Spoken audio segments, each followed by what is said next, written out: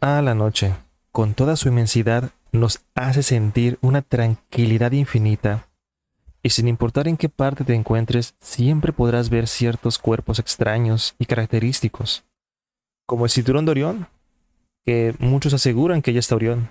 Yo soy un rombo, pero los más versados aseguran que allí está la figura de Orión. Claro, con las aplicaciones modernas podemos ver la forma de los héroes que están librando batallas en el firmamento. Es importante saber que cada una de las constelaciones que están tienen su historia, y conocer su historia nos permite comprender la visión que tenían en aquel entonces. Sin importar si es en el hemisferio norte o hemisferio sur, vamos a ver una obra que nos presenta la historia detrás de esas constelaciones. El libro es Mitógrafos griegos, y si bien la mayoría se encargan de desmentir ciertos mitos o encontrar una explicación lógica y supuestamente racional, y que muchas veces lo hacen mal, pues Eratóstenes se dedica a recopilar cómo es que llegaron las justamente constelaciones a formar parte del manto celeste. Sí, una casterización es eso. Es el hecho de colocar en el cielo un objeto o un ser. Por ejemplo, Hércules. Si viste el final de la película, recordarás que Zeus lo colocó justamente en una constelación. Sin embargo, la constelación verdadera es un poco diferente. Está desnudo y está luchando, y tiene la piel de león. Sí, como la... Bueno, la constelación en sí es un poco extraña. No le encuentras mucha forma, a no ser que estés instruido en esto. Y sí, puedes pensar que desde tiempos inmemoriales los dioses olímpicos se han encargado de llenar de imágenes el cielo. Y sí, mientras tú te dedicabas a rayar la pared de tu vecino o tu barda, dependiendo qué tan fresa seas, pues puedes pensar que Zeus se dedicaba a colocar la inicial de su nombre. El triángulo que ves ahí es realmente una delta. Sí. Y en aquel entonces el nombre de Zeus empezaba con la delta. Así que mientras tú luchabas por poner tu firma, tu tag en una pared, Zeus lo hacía con más estilo. Todo un crack. Bueno, el primer ejemplo que veremos de constelaciones malentendidas, o tal vez malentendidas, o posiblemente muy malentendidas, es uno muy sencillo. El dragón. Por cierto, ¿qué hace Shenlong ahí? Sí, es una constelación muy bonita, está en todas partes, está en los juguetes, está incluso en el ajedrez. Sí, la estructura de esos peones, esos que están ahí, se parece a la constelación dragón, que es como una S volteada. Y es preciosa, es bonita, pero cuando recuerdas un poco los juguetes o la caricatura, notarás algo extraño. Ese dragón es un dragón chino que no tiene mucho que ver con Grecia. Y si estás pensando que los dragones medievales son los propios de toda Europa, pues hace 2000 años no. Esto es más reciente, ¿sí? Y cada vez que veas un dragón de este tipo, con patas y garras, escupa fuego o que tenga alas, pues puedes estar seguro que no era nada que los griegos hayan pensado. De hecho, hice un video hace tiempo en el cual explico justamente que para los griegos los dragones no eran otra cosa más que serpientes de gran tamaño, y no era necesariamente una monstruosidad como la titanoboa o la Basuki indicus. Simplemente eran una serpiente como de 6 metros u 8 tal vez a lo mucho. Ajá. Y justamente la constelación que tenemos, dragón, bueno, aquí tenemos la imagen de Cadmo luchando contra el dragón de Ares, guardián de la fuente que mata a sus compañeros. Pero en la constelación dragón que tenemos en el cielo, se hace referencia a Ladón. Ladón es la serpiente que colocó Hera para custodiar las manzanas doradas en el jardín de las Hespérides. Sí, había eh, tres chicas cuidándolo, pero entonces confió y puso un dragón. Los dragones siempre han sido guardianes de tesoros, de fuentes de agua o cualquier cosa. Vellocinos de oro, etc. en este caso las manzanas doradas. Así que este dragón fue pues dado fin por Hércules y bueno, es en el cielo y ahí lo tienes. Esa es la forma de la constelación dragón. Una serpiente de gran tamaño, constrictora. No tiene garras, no arroja fuego, no tiene alas, no tiene espalda ancha. Ahí está. Ok, inclinémosle un poco. Ahí está. Para el siguiente ejemplo, tenemos una constelación que por mucho tiempo se ha visto en todas partes también. Y es icónica, el Pegaso. Bueno, el autor es muy extraño. Aquí está. Que esta constelación esté pues incompleta. Que solo tengamos el torso del Pegaso, la cabeza y las patas. ¿Dónde están las patas traseras, la cola y las alas? Sí, el mito que más se conoce es el hecho de que Belerofonte, junto con Pegaso, después de matar a la quimera, ascendieron al cielo bastante alto y le pasó justamente lo de Ícaro. Belerofonte pensaba que con Pegaso podría llegar hasta el Monte Olimpo. Tal soberbia molestó a los dioses, quienes se encargaron de que cayese del caballo, bueno, del Pegaso. Y sí, algunos dicen que le hizo picar un tábano para que Pegaso se moviera bruscamente y tirase a Belerofonte. Por su parte, Belerofonte tras caer, pues perdió la vida, pero Pegaso sin control subió al cielo y se quedó como constelación en el firmamento. Es curioso porque una de dos, o te coloca un dios en el cielo o tú llegas a él. Así que, bueno, ahí está la explicación de por qué Pegaso está en el cielo, solo sin Belerofonte. Pero para el autor del libro, que por cierto fue una de las mentes más brillantes de su época, o sea, él es quien midió la Tierra con gran exactitud para la época, ¿sí? El tamaño de la Tierra, su radio, su diámetro, su circunferencia.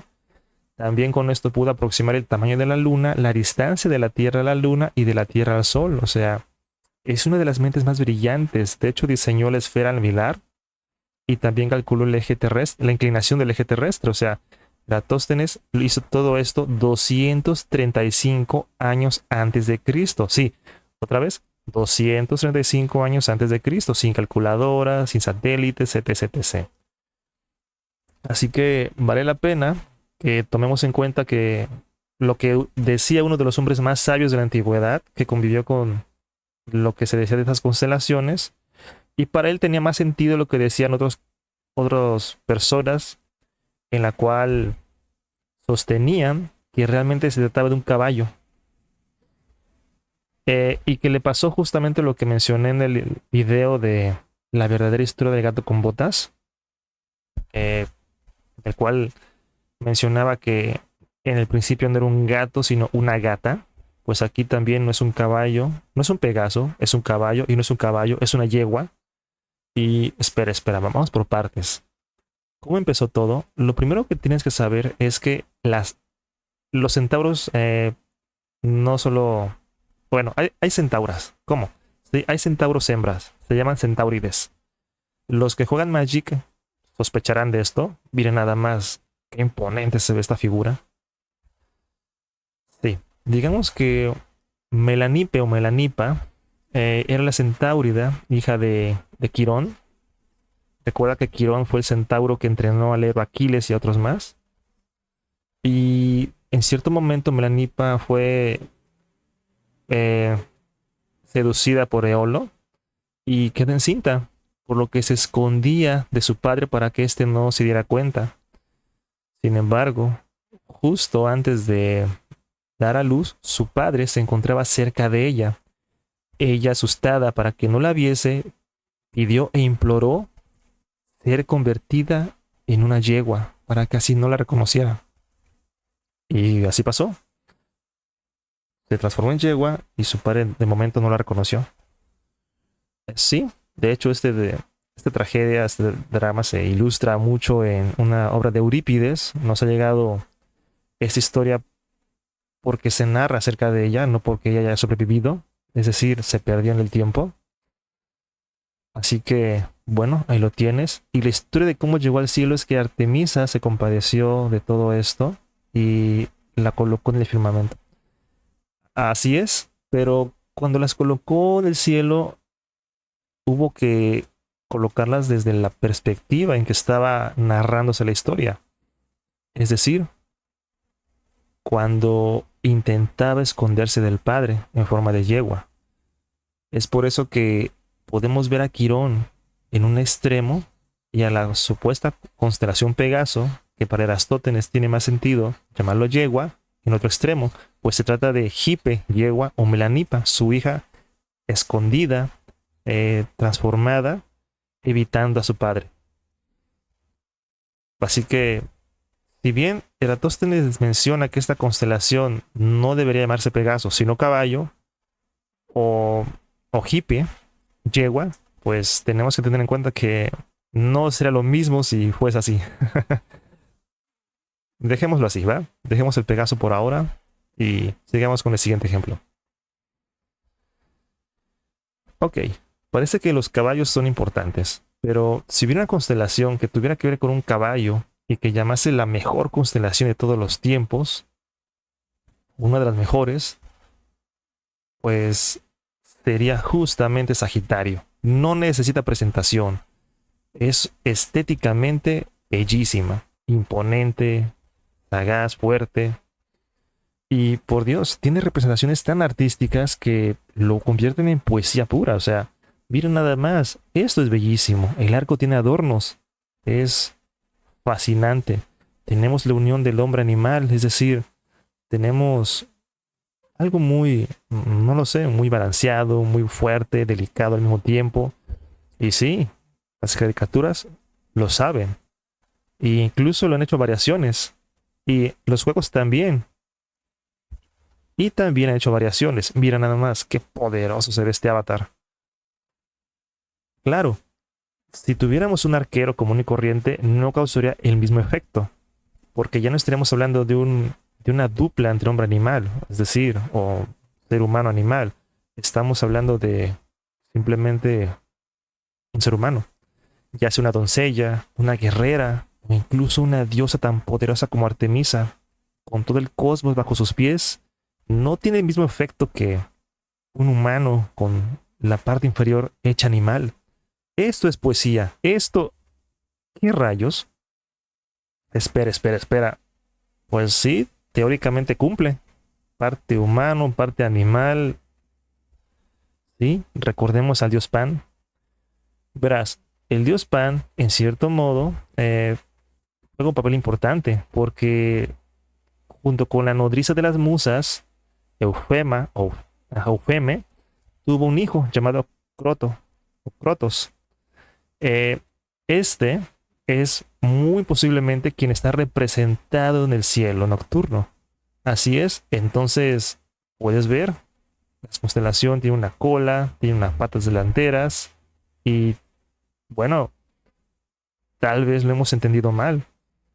Y si tienes dudas de esto o no te gusta la idea porque el dios Pan se parece un poco al chamuco, al diablo, pues bueno, tenemos que entender que esto ya fue propaganda posterior.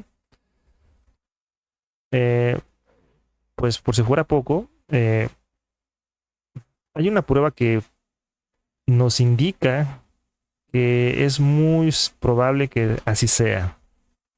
Que en efecto, Croto sea quien está representado en el cielo nocturno. Y es que él se reconoce como el inventor del arco. ¿Sí? Es decir, tal vez no sea tan llamativa la imagen, pero si queremos hacer justicia, deberíamos tener en cuenta que todas las pruebas apuntan a que es él quien está representado en la constelación. Puede que no sea tan fabuloso como un centauro apuntando con un arco hacia el firmamento, pero lo cierto es que los centauros tenían por armas predilectas a la masa y a la lanza, armas que aprovecharon su gran fuerza. Así que si no te gusta tanto, no lo encuentras tan espectacular, dales una oportunidad. Además, puede que no sea tan imponente, pero o tal vez sí. Pero aquí lo que se busca es coherencia.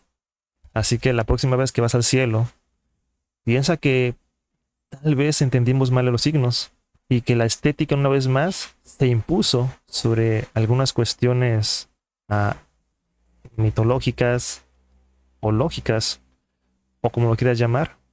Así que, bueno, la siguiente vez que veas el cielo, espero que encuentres una constelación